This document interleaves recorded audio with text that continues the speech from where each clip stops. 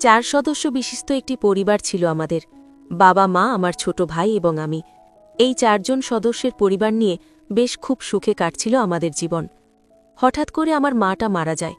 তারপর থেকে অনেক দুঃখ কষ্ট নেমে আসে আমাদের 3 জনের জীবনে।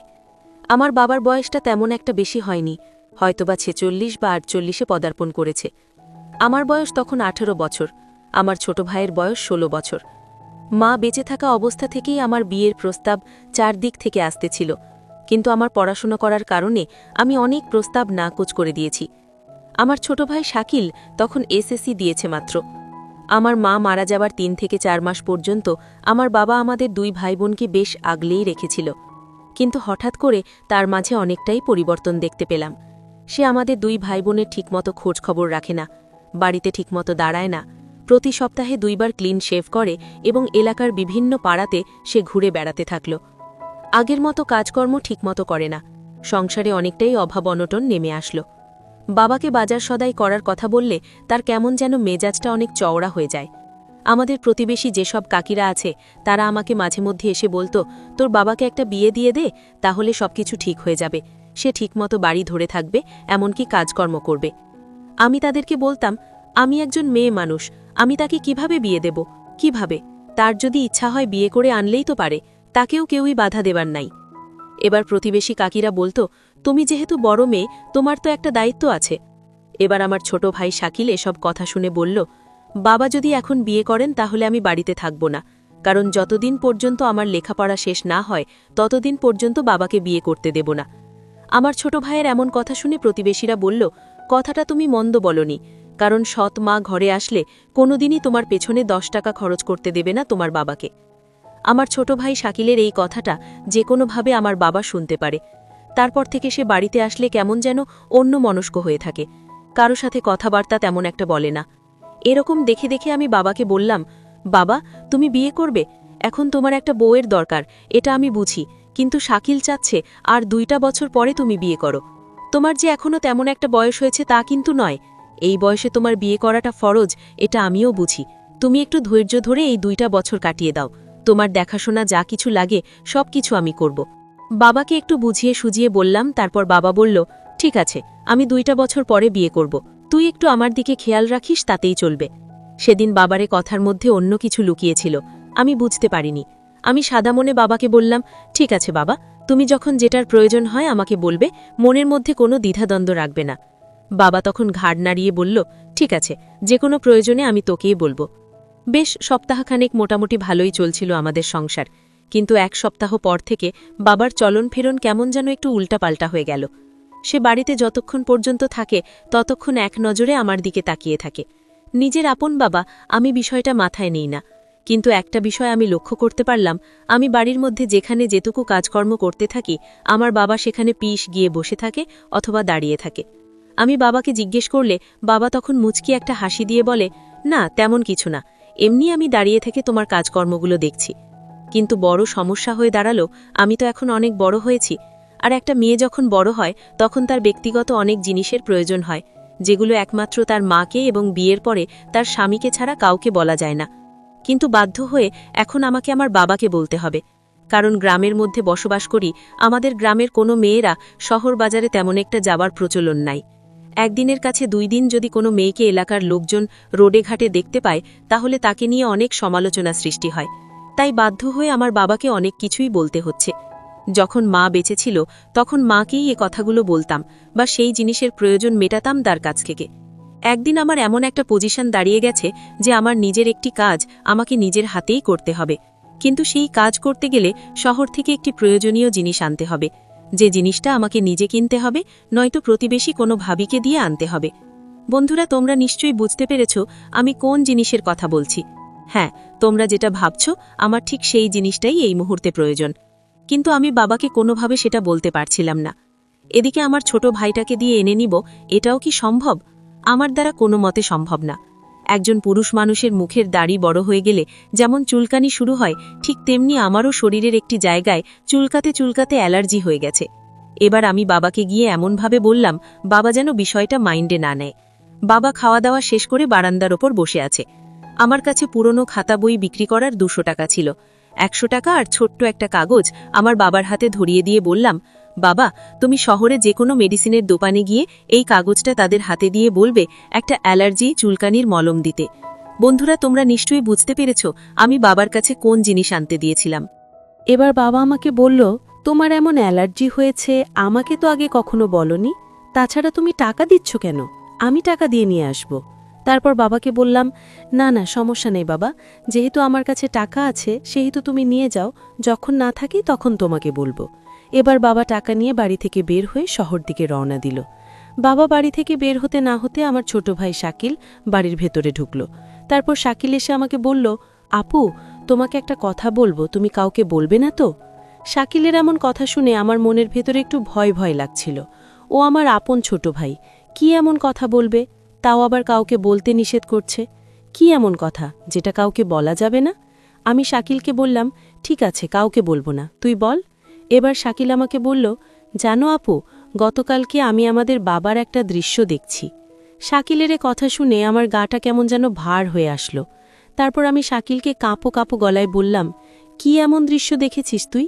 শাকিল কখন বলল, আমাদের প্রাইমারি স্কুলের পাশে যে ভুট্টা ক্ষেত দেখছ না, সেই ভুট্টার ক্ষেত থেকে আমাদের বাবা আর ওই যে স্কুলের পিছনে ছোট্ট একটা বাড়ি আছে না, চারদিকে টিন দিয়ে ঘেরা, ওই বাড়ির এক বিধবা মহিলাকে আমাদের বাবার সাথে সেখান থেকে বের হতে দেখেছি। এবার আমি শাকিলের মুখ চেপে ধরলাম, বললাম, তুই আমাকে যা বলার বলেছিস, ভুল করেও এই কথা আর কারো সামনে মুখ দিয়ে বের করবি না। ওই মহিলাটা এর আগেও কয়েকজনের সাথে এমন নষ্টামি করেছে, সেটা নিয়ে অনেক সালিশ বিচারও এলাকায় বসছে। ওই মহিলাটা একটা জঘন্য মানুষ। তারপর আমি শাকিলকে বললাম, তুই গোসল দিয়ে খাওয়া দাওয়া করে নে, ওইসব নিয়ে তোকে ভাবতে হবে না। শাকিল চলে গেল। প্রায় 1-1.5 ঘন্টা পরে আমার বাবা বাড়িতে চলে আসলো। আমি বিষয়টা বুঝে উঠতে পারছিলাম না। বর্তমান আমার বাবা যেখানেই যাচ্ছে, কিন্তু বেশি সময় বাইরে ব্যয় করছে না। সে কোনো কাজের উদ্দেশ্য বের হলে অতি দ্রুত কাজ শেষ হওয়া মাত্রই বাড়িতে ঢুকে পড়ছে এবং বাড়িতে এসে সব সময় আমাকে ফলো করছে। আরেকটি বড় বিষয় হলো, বেশ কয়েকদিন ধরে বাবা আমার দিকে তাকায় থাকে। আমার চোখ তার চোখে পড়লে সে আবার চোখের নজরটা তার ঘুরিয়ে নেয়। একদিন এরকম অবস্থা দেখে আমি বাবাকে জিজ্ঞেস করলাম, আচ্ছা বাবা, ইদানিং তুমি আমার দিকে কেমন যেন করে তাকিয়ে থাকো, মনে হয় তুমি আমাকে কিছু বলতে চাও। সত্যিই কি তুমি আমাকে কিছু বলবে? আমি তো তোমার চোখের ভাষা বুঝে উঠতে পারতেছি না। বাবা আমার কথার বিপরীতভাবে উত্তর দিল, না মা, তেমন কোনো কিছু তোকে বলবো না। তবে বেশ কিছুদিন হলো আমি লক্ষ্য করছি তোর চেহারাটা এত সুন্দর হচ্ছে দিন দিন, তোকে দেখলে মনে হচ্ছে রাস্তার দুবলা ঘাসও টাকিয়ে থাকবে। সেদিন আমি বাবার কথাতে অনেক কিছুই বুঝতে পারছিলাম। তারপর বিষয়টা তেমনভাবে আমি মাথায় নেইনি, কারণ সে তো আমার বাবা। যাই হোক বন্ধুরা, আমরা গল্পের যে জায়গাতে ছিলাম সে জায়গাতে ফিরে যাই। এবার আমার বাবা পকেট থেকে একটা কাগজে মোড়ানো কি যেন বের করে দিল আমার হাতে। আমি বাবাকে জিজ্ঞেস করলাম, এটা কি বাবা? বাবা তখন বলল, তুমি আমাকে যেটা আনতে দিয়েছিলে সেটা নিয়ে আসছি। কিন্তু সেই জিনিসটা হাতে নিয়ে আমার কাছে মনে হলো আমি বাবাকে যেটা আনতে দিয়েছি এই মেডিসিন সেটা না, তার কারণ এর আগেও আমি ব্যবহার করেছি। এবার আমি রুমের মধ্যে গিয়ে সেই প্যাকেটটা খুললাম, তারপর দেখলাম সত্যি তো, এটা সেটা না। তারপর আমি আমার বাবার কাছে গেলাম, বাবাকে গিয়ে বললাম, এই প্যাকেটটা ঘুরিয়ে দিয়ে আমি যেটা লিখে দিয়েছি কাগজে, তুমি আরেকটি দোকান থেকে সেটা নিয়ে আসবে। যদি আজকে সমস্যা হয় কালকে নিয়ে আসবে। বাবা তখন বলল, তুমি যেটা লিখে দিয়েছে সেটা দোকানদার আমাকে দিয়েছিল। তারপর আমি সেই দোকানদারকে বললাম, এর চেয়ে দামি ভালো মেডিসিন আছে নাকি যেটা অতি দ্রুত কাজ করে? তারপর সেই মেডিসিনের দোকানদার আমাকে এইটা দিল। আমি যে এনেছি সেটার দাম আরও 100 টাকা বেশি। বাবারই কথা শুনে আমার চোখ কপালে উঠে গেল। যে বিষয়টা আমি গোপন করে বাবার কাছে আনতে দিয়েছিলাম সেই বিষয়টার বাবা উজালা করে আমাকে বলে দিল। তাহলে গোপন রেখে লাভ কি হলো আমার? কিন্তু বাবা কেন আমার সাথে এরকম ওপেনভাবে আলাপ আলোচনা করতে চাচ্ছে আমি বুঝে উঠতে পারছিলাম না। এবার বাবা আমাকে বলল, রূপা, যাও তাড়াতাড়ি এটা নিয়ে তোমার কাজ সম্পন্ন করো, নইলে অ্যালার্জি আরও বেশি হয়ে যাবে। আমার বাবার কথা শুনে মনে হচ্ছিল আমার দাদা, নানা অথবা আমার কোনো দুলা ভাই এরকম কথা আমাকে বলছে। পরের দিন সকালবেলা খাওয়া দাওয়া শেষ করে বাবা কাজের উদ্দেশ্যে বের হচ্ছে, আমিও কাজে যাওয়ার সবকিছু গুছিয়ে বাবার হাতে তুলে দিলাম। এবার বাবা বাড়ি থেকে বের হওয়ার আগে আমাকে ডাক দিয়ে বলল, রূপা, এদিকে এসো তো মা। তারপর আমি 1 পা 2 পা করে বাবার কাছে গেলাম।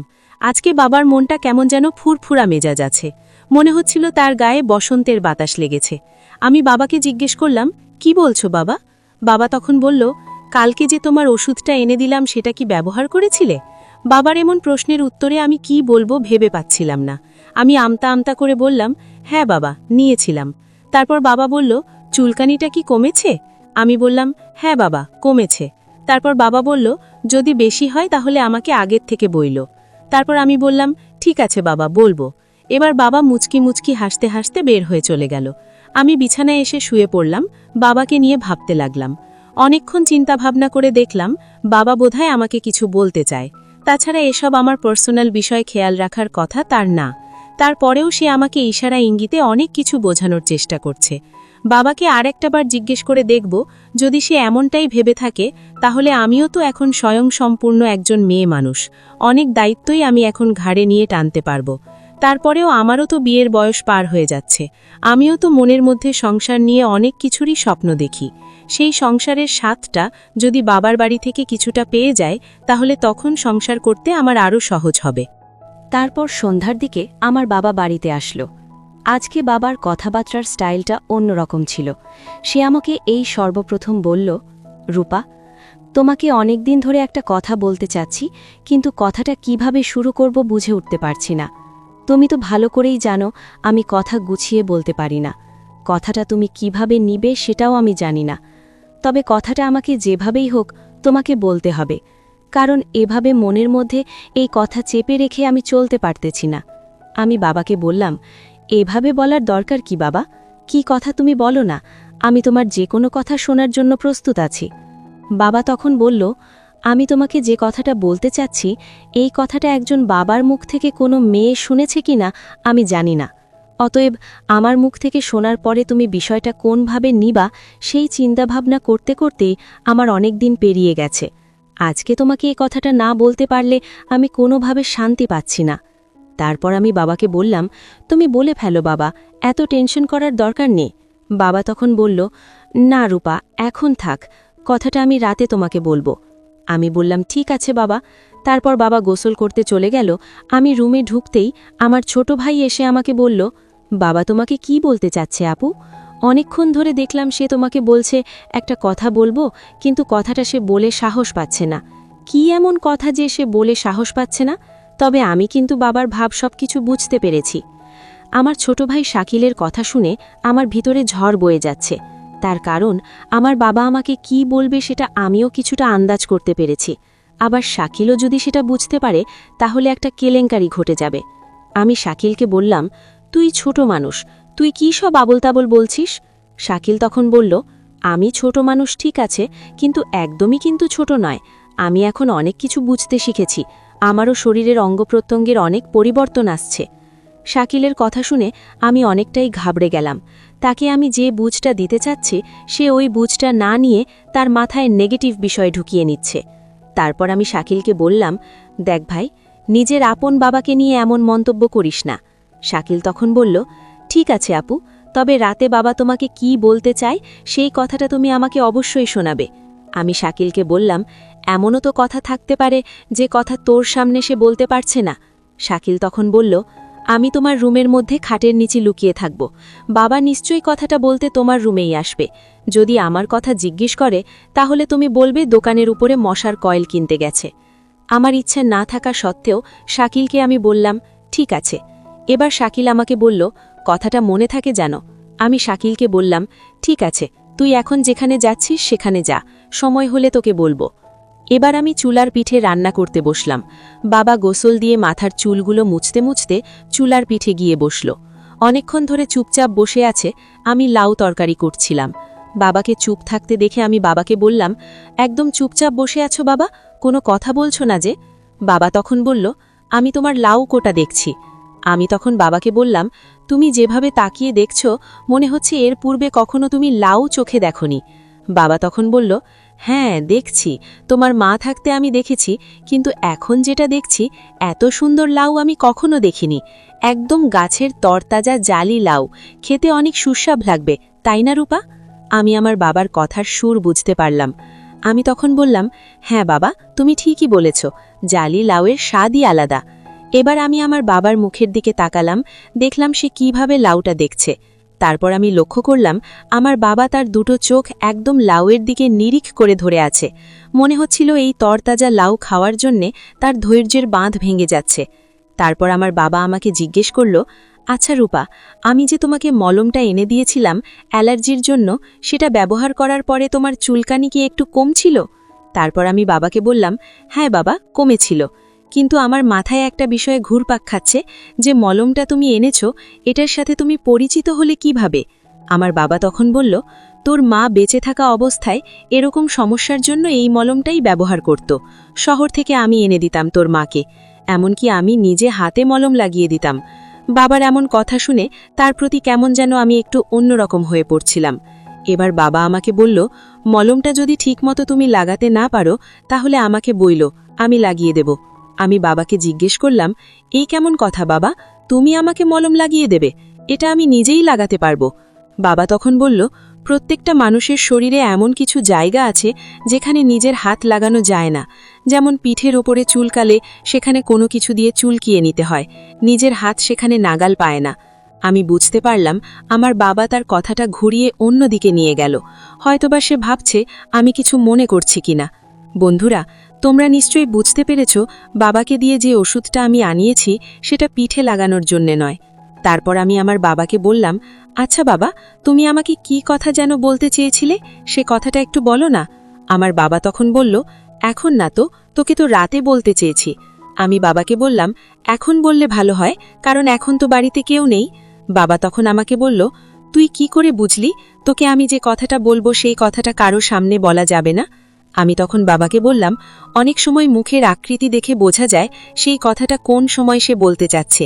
এবার আমার বাবা বলল, তোর অনেক বুদ্ধি আছে রূপা, তবে আমি তোকে যে কথাটা বলবো আমি চাই সেই কথাটা বলার সাথে সাথে আমার সেই কাজটাও যেন উদ্ধার হয়। আমি তখন বাবাকে বললাম, মনে করো তোমার সেই কাজ 50% উদ্ধার হয়েই আছে। আমার মুখে এমন কথা শুনে আমার বাবা অনেক খুশি হলো। আমি বুঝতে পারলাম আমার মুখ থেকে সে এমন কথাটাই চেয়েছিল। এবার আমার বাবা আমাকে বলল, তুই একটু আমার সাথে রুমের ভিতরে আসবি রূপা, তোর সাথে আমার খুব জরুরি কথা আছে। আমি তখন বাবাকে বললাম, এই একটা কথাই তুমি আমাকে আজ কয়টা দিন ধরে বলছো।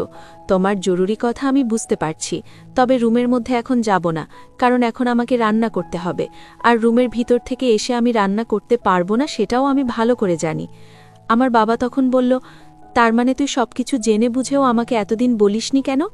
আমি তখন বললাম, তুমি আমার বাবা, তোমার মুখ থেকে সবকিছু ক্লিয়ার না হওয়া পর্যন্ত আমি তোমাকে কিভাবে বলি? তাছাড়া আমি তোমার কষ্টটা বুঝতে পারি বাবা। মা মারা গেছে বেশ কয়েক মাস হয়ে গেল। প্রতিবেশী চাচি ভাবিদের মুখে শুনছি একটা পুরুষ মানুষ বিয়ের পরে একা একা 15 দিন থাকা তার পক্ষে অনেক কষ্ট হয়ে যায়। সেখানে তুমি আমার মাকে ছাড়া অনেক দিন কাটিয়েছ। তোমার এমন এলোমেলো ঘোরাফেরা দেখে আমার খুব কষ্ট লাগে। তবে তুমি এবার আর কোনো টেনশন করো না বাবা। মনে মনে তুমি যে সিদ্ধান্ত নিয়েছ, যে কথাটা ক্লিয়ার আমাকে তুমি মুখ ফুটে বলতে পারছো না, তোমার সেই মনের আশা আমি তো পূরণ করে দেব।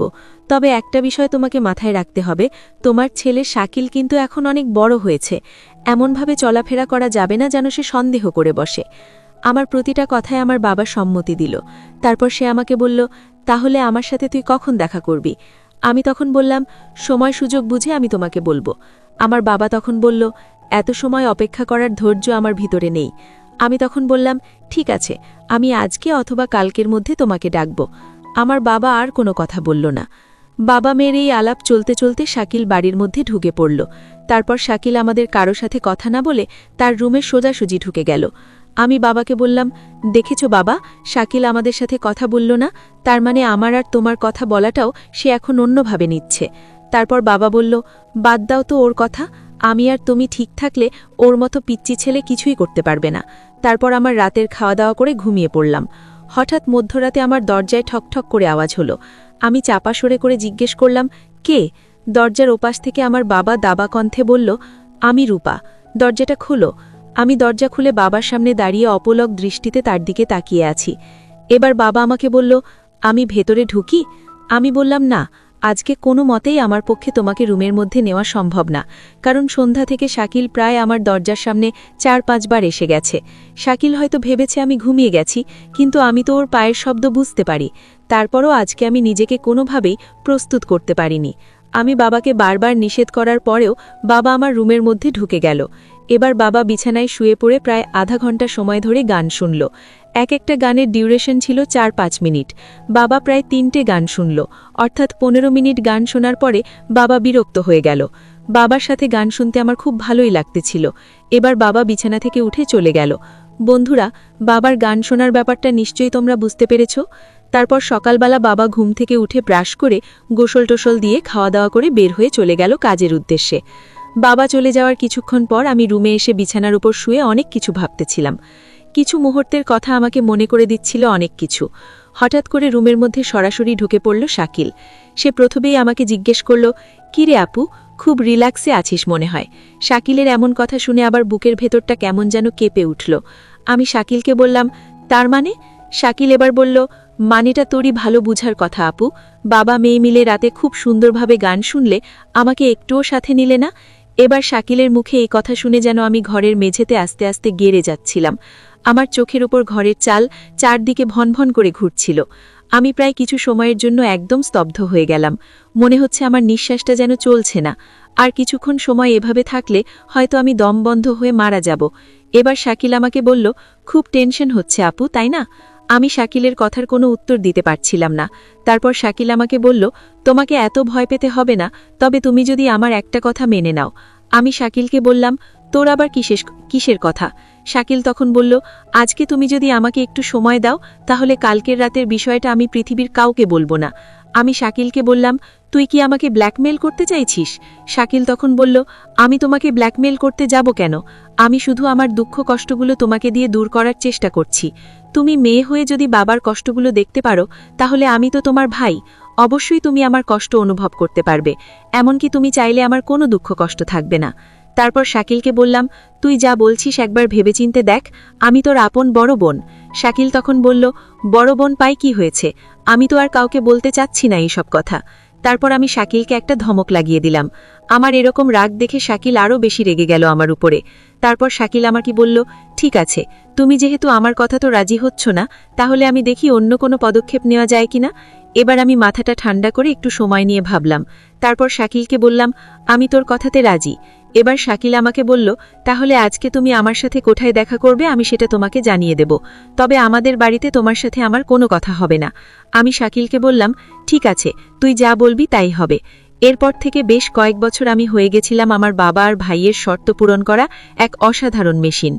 বন্ধুরা, তারপর থেকে আমার ছোট ভাই শাকিলের সাথে আমার যেসব ঘটনাগুলো ঘটেছিল তার বর্ণনা আমি তোমাদেরকে আরেকটি ভিডিওতে দেব। সে পর্যন্ত সবাই ভালো থাকবে, সুস্থ থাকবে, নিজের পরিবারের দিকে খেয়াল রাখবে। আল্লাহ হাফেজ।